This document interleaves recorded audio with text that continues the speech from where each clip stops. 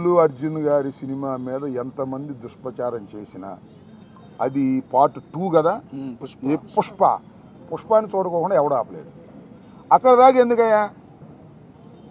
నందమూరి తారక రామారావు గారి కుటుంబం జూనియర్ ఎన్టీఆర్ సినిమాను చూడకుండా బహిష్కరించాలని ప్రయత్నం చేశారా?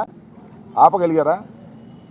అట్లాగే ఇప్పుడు ఆయన పేరు అల్లు అర్జున్ గారి సినిమాని ఆపాలని ప్రయత్నం చేస్తే ప్రజలు చూడరు. బాగున్న సినిమా ఏదైనా చూస్తారు.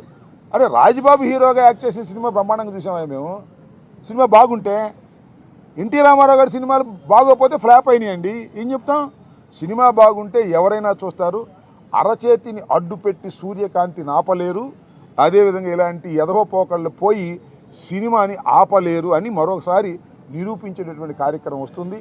అల్లు అర్జున్ అయినా లేదా జూనియర్ ఎన్టీఆర్ అయినా లేకపోతే మరొకరైనా సినిమా బాగుంటే ఎవరైనా చూస్తారు, బాగోపోతే ఎవరు చూడరు.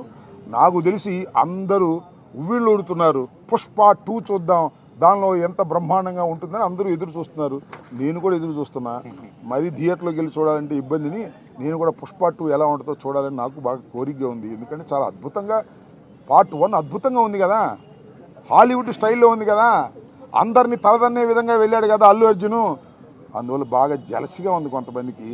మీ జలసి వల్ల మీ కడుపులు పుచ్చిపోతాయి, గుర్తుపెట్టుకోండి. Please watch and subscribe for more updates. Volga news.